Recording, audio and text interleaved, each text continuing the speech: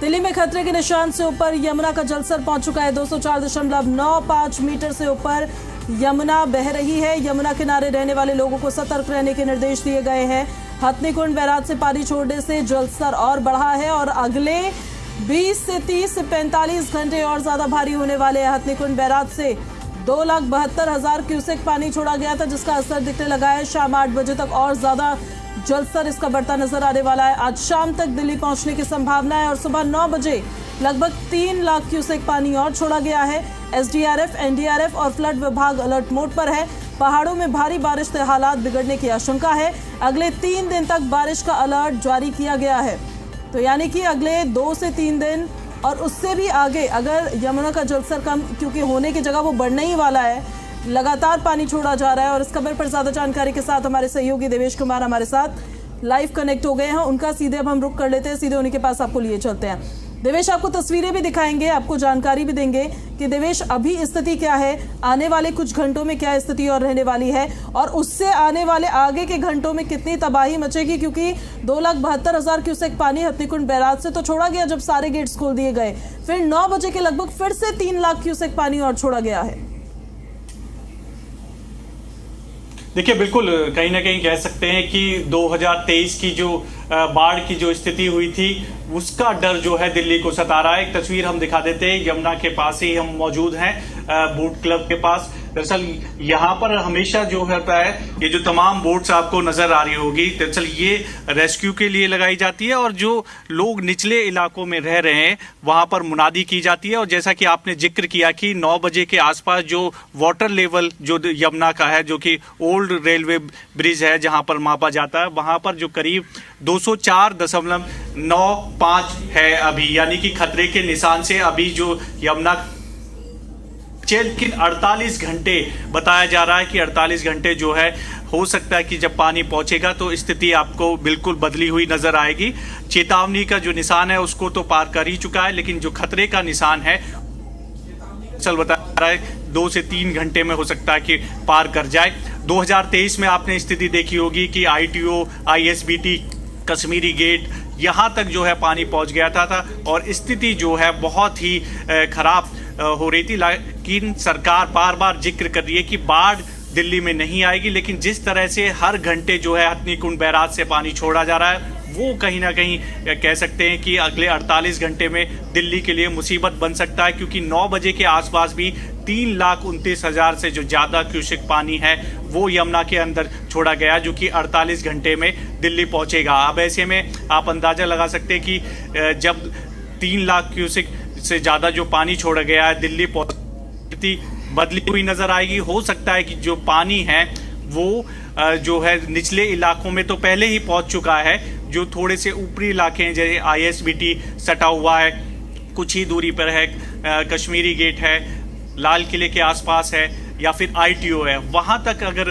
पानी लगातार इसी तरह छोड़ा जाता रहा हथनीकुंड बैराज से तो पानी वहां तक पहुंचने की पूरी उम्मीद है। हालांकि सरकार और प्रशासन इसको लेकर पूरी तरह से मुस्तैद है। लगातार नावों के जरिए जो टीम गठित की गई है, जो निचले इलाकों में रह रहे थे उनको हालांकि पहले ही ऊपरी जो हिस्सा है जहां पर व्यवस्था की गई है वहां पहुंचा दिया गया है। और अभी भी कोशिश इसी तरह की है कि जहां जहां निचले इलाके हैं अगर कोई रह रहा है तो मुनादी करके उनको ऊपरी इलाकों में भेजा जाए। अब ऐसे में यमुना बाजार का एरिया है, वहां पर बड़ी संख्या में लोग रहते हैं, वहां तक जो पानी है दरअसल अभी जो सड़क थी वहां तक पहुंच जाता था जैसे खतरे का निशान पार होता था, लेकिन जिस तरह से लगातार पानी छोड़ा जा रहा है वो कहीं ना कहीं 48 घंटे में दिल्ली के लिए मुसीबत साबित हो सकता है। लेकिन सरकार और प्रशासन इसके लिए पूरी तरह से अलर्ट है। आप देख भी सकते हो यमुना का जो बहाव है वो लगातार बढ़ रहा है और जैसे जैसे घंटे बीत रहे हैं वैसे वैसे जो पानी है वो दिल्ली पहुंचेगा और स्थिति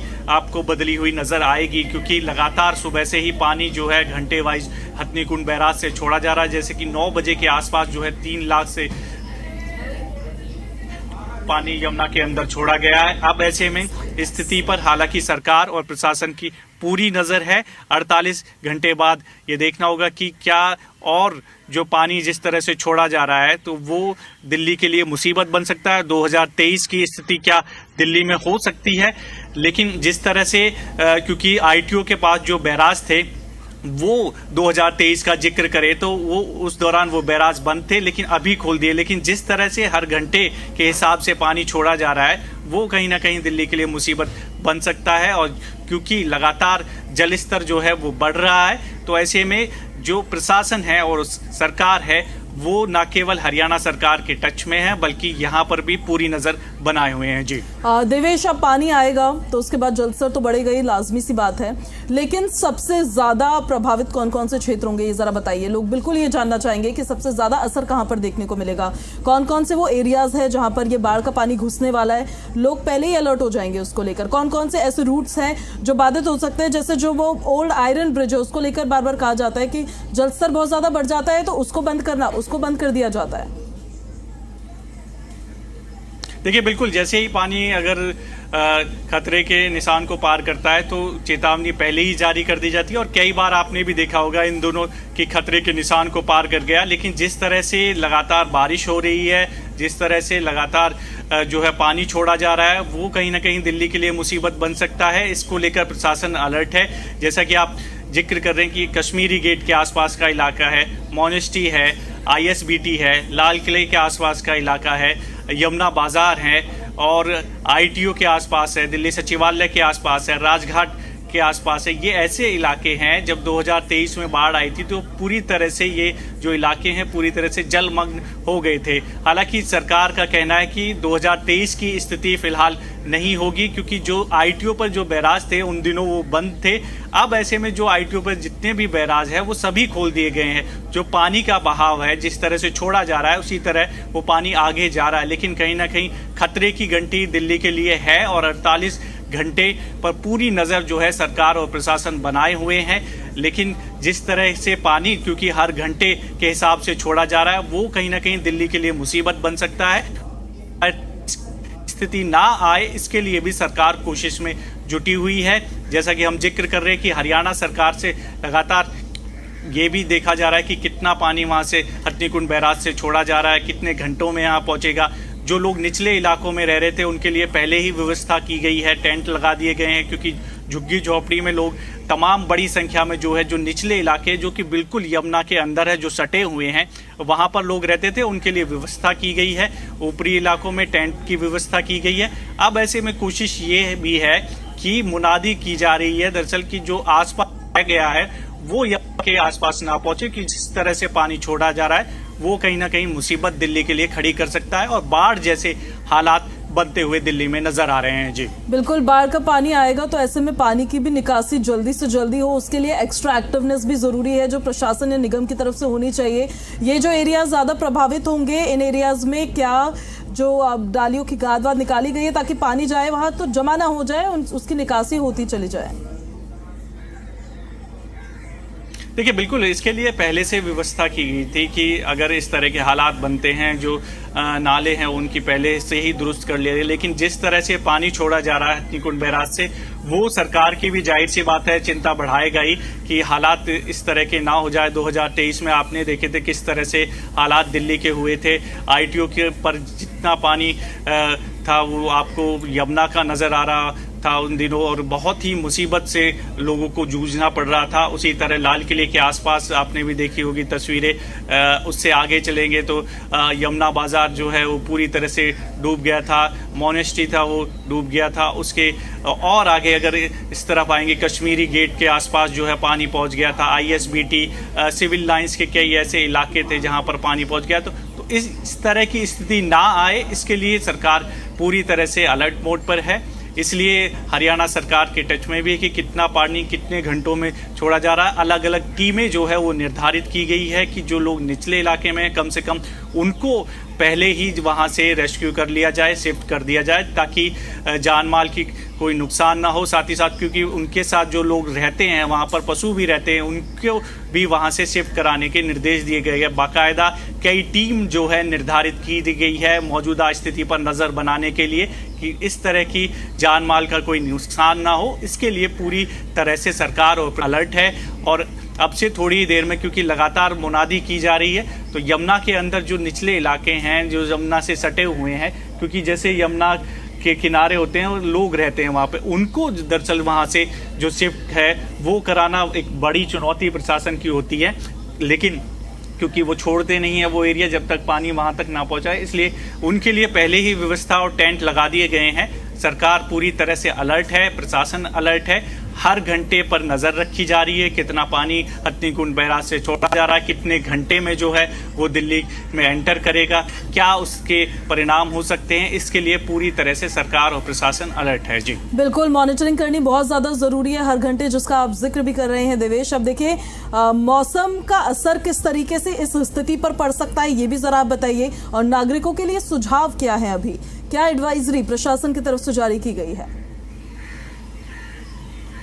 देखिए अभी एडवाइजरी उन लोगों के लिए जारी है, चेतावनी उन लोगों के लिए जारी है जो कि निचले इलाके में रहते हैं, उनके लिए का बहाव तेज होता है, यमुना उफान पर आती है तो हर बार इस तरह की चेतावनी जारी की जाती है, उनको किया जाता है। इस बार भी यही स्थिति है, लेकिन इस बार परिस्थितियां कुछ और है क्योंकि लगातार पहाड़ों में बारिश हो रही है, मौसम जो है वो बदला हुआ है, कई जगह जो है बादल की खबरें हैं और दिल्ली में भी जो अगले 3 दिन है अच्छी खासी बारिश बताई है। तो ऐसे में तमाम लोगों को थोड़ा सा अलर्ट रहने की ज़रूरत है, जिस तरह से बारिश का अलर्ट जारी तूफान पर है, लेकिन सरकार अभी पूरी तरह से अलर्ट पर है और पूरी निगरानी किए हुए हैं प्रशासन और सरकार क्या हालात हो सकते हैं, क्योंकि सबसे ज़्यादा खतरा होता है जो निचले इलाकों में रहते हैं, जो कि यमुना से सटे हुए एरिया हैं, उन पर सबसे पहले नज़र सरकार की रहती है कि उन लोगों को सुरक्षित स्थान पर पहुंचाया जाए और सरकार इसके लिए प्रबंध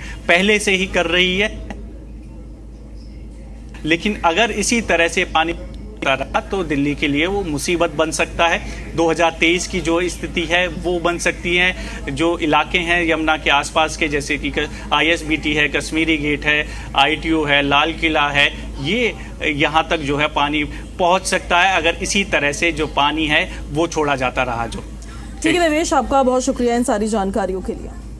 तो देखिए राजधानी दिल्ली पर खतरे की घंटी अब बज रही है, अलग अलग इलाकों से तस्वीरें सामने आ रही है तो वो हम आप तक पहुंचा रहे हैं, वो हम आपको दिखा रहे हैं कि प्रशासन पूरी तरह से तैयार है, क्योंकि ये अलर्ट पहले ही प्रशासन को दे दिया गया है, सरकार को दे दिया गया है कि कितना क्यूसेक पानी हरियाणा की तरफ से छोड़ा जा रहा है हर घंटे।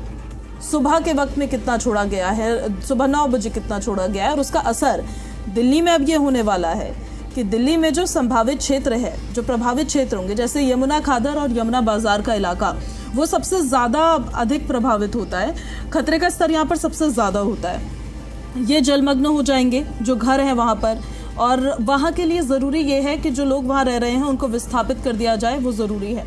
फिर देखिए कश्मीरी गेट का जो इलाका है, राजघाट और ITO का जो इलाका है, वहाँ पर खतरे का जो स्तर है वो मीडियम से थोड़ा हाई उस पर चले जाता है, यानी मीडियम और हाई लेवल के बीच में ये स्तर होता है। यहाँ पर असर क्या होगा, अगर यहाँ वाटर लेवल ज़्यादा यमुना का बढ़ता है, पानी आ जाता है, यहाँ सड़कें बंद कर दी जाएंगी, ट्रैफिक जाम हो जाएगा और जल भराव जैसी स्थिति हो जाएगी।